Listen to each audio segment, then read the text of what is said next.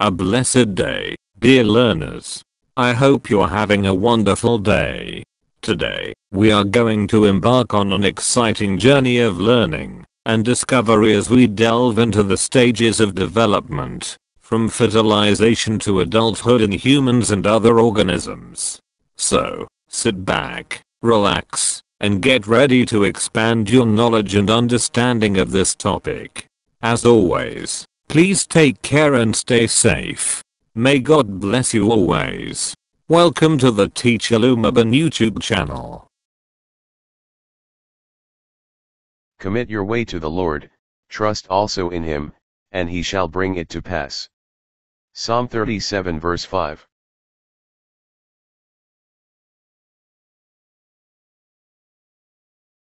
Development refers to the complex processes that an individual organism undergoes as it grows, matures, and eventually reaches full adulthood.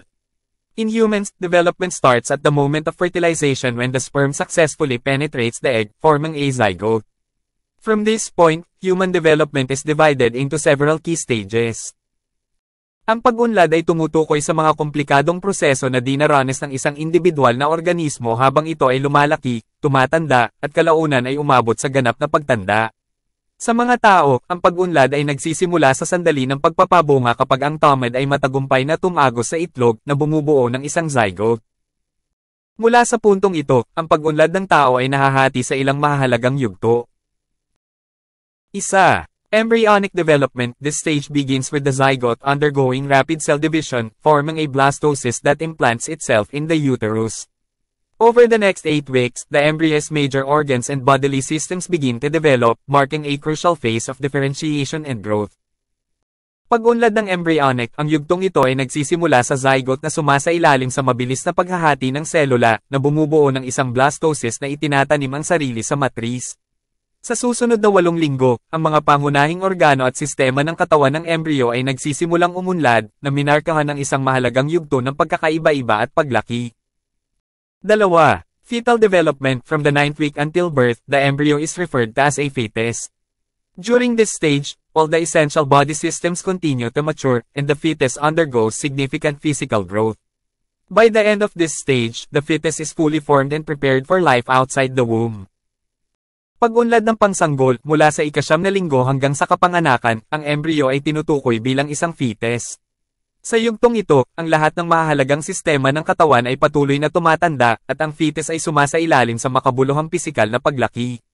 Sa pagtatapos ng yugtong ito, ang fetus ay ganap na nabuo at handa para sa buhay sa labas ng sinapupunan. 3. Infancy. The period from birth until around 2 years of age is marked by rapid growth and significant development of motor skills, sensory abilities, and cognitive functions. The infant learns to interact with its environment, recognize caregivers, and begin basic forms of communication, such as babbling and early speech. Pagkasanggol, ang panahon mula sa kapanganakan hanggang sa humigit kumulang 2 taong gulang ay minarkahan ng mabilis na paglaki at makabuluhang pag-unlad ng mga kasanayan sa motor, mga kakayahan sa pandama, at mga pag-andar ng pag-iisip. Natututo ang sanggol na makipag-ugnayan sa kapaligiran nito, kilalanin ng mga tagapag-alaga, at simulan ng mga pangunahing paraan ng komunikasyon, tulad ng daldal at maagang pagsasalita. 4. Childhood. Following infancy, childhood lasts until the onset of puberty. It is characterized by steady physical growth and development of complex cognitive and social skills. During childhood, individuals learn language, form relationships, and develop the foundations for logical thinking and problem solving. Pagkabata, kasunod ng kamusmusan, ang pagkabata ay tumatagal hanggang sa pagsisimula ng pagdadalaga. Ito ay nailalarawan sa pamamagitan ng matatag na pisikal na paglaki at pag-unlad ng mga komplikadong cognitive at social na kasanayan. Sa panahon ng pagkabata, natututo ang mga individual ng wika, bumuo ng mga relasyon, at bumuo ng mga pundasyon para sa lohikal na pag-iisip at paglutas ng problema. 5. Puberty. This is the transitional stage between childhood and adulthood, during which an individual experiences a surge in hormonal changes, leading to the development of secondary sexual characteristics and the body reaching reproductive maturity. Growth spurts and emotional changes are also prominent during this stage. Pagbibinata, ito ang transisyonal na yugto sa pagitan ng pagkabata at pagtanda, kung saan ang isang individual ay nakakaranas ng pagdagsa ng mga pagbabago sa hormonal, na humahantong sa pag-unlad ng pangalawang sexual na mga katangian at ang katawan ay umabot sa reproductive maturity. Ang mga spurts ng paglaki at mga emosyonal na pagbabago ay kitang-kita din sa yugtong ito. 6. Adulthood is marked by full physical maturity, emotional and social stability, and the capability for reproduction. While physical growth slows down or stops, cognitive and emotional development can continue throughout life. Pagtanda, ang pagiging adulto ay minarkahan ng ganap na pisikal na kapanahunan, emosyonal at panlipunang katatagan, at ang kakayahan para sa pagpaparami. Habang ang pisikal na paglaki ay bumagal o humihinto, ang pag-unlad ng cognitive at emosyonal ay maaaring magpatuloy sa buong buhay. Development is not limited to humans, it occurs across the biological world. For instance, butterflies undergo a distinct developmental process known as metamorphosis. Their life cycle begins as an egg, which hatches into a larva, caterpillar. During the larval stage, the organism undergoes massive feeding and growth, after which it enters the pupa stage, enclosed in a chrysalis. Inside the chrysalis, the butterfly undergoes extensive reorganization, transforming into the final adult form. Ang pag-unlad ay hindi limitado sa mga tao, ito ay nangyayari sa buong biolohikal na mundo. Halimbawa, ang mga butterflies ay sumasailalim sa isang natatanging proseso ng pag-unlad na kilala bilang metamorphosis. Ang kanilang ikot ng buhay ay nagsisimula bilang isang itlog na pumipisa sa isang larva, caterpillar.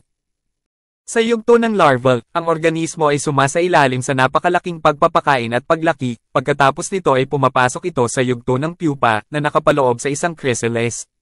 Sa loob ng chrysalis, ang butterfly ay sumasailalim sa malawak na reorganisasyon na nagbabago sa panghuling anyo ng pang-adulto.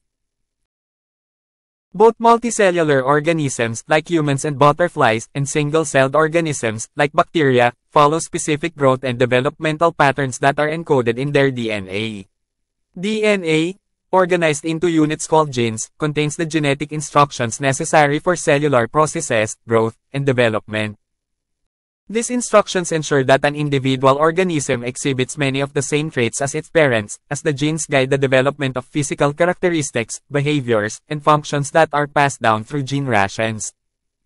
Ang parehong mga multicellular organism, tulad ng mga tao at butterflies, at mga single-celled na organismo, tulad ng bacteria, ay sumusunod sa mga partikular na pattern ng paglaki at pag-unlad na naka-encode sa kanilang DNA.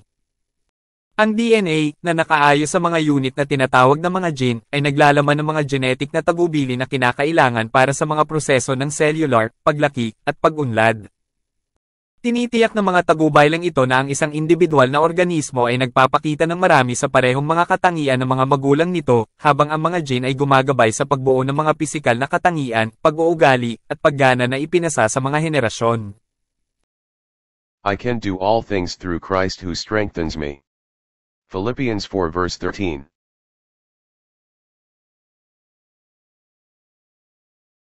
Thank you.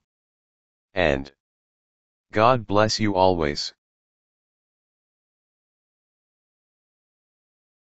I hope you found a lecture on biological sciences, lecture notes insightful, and gained new knowledge. If you found value in this video, kindly give it a thumbs up, and share it with your friends. We welcome your feedback, questions, and suggestions, which you can leave in the comments section below. Thank you for tuning in to Teacher Lumaban's YouTube channel, and we look forward to seeing you in our next video. May God bless you always.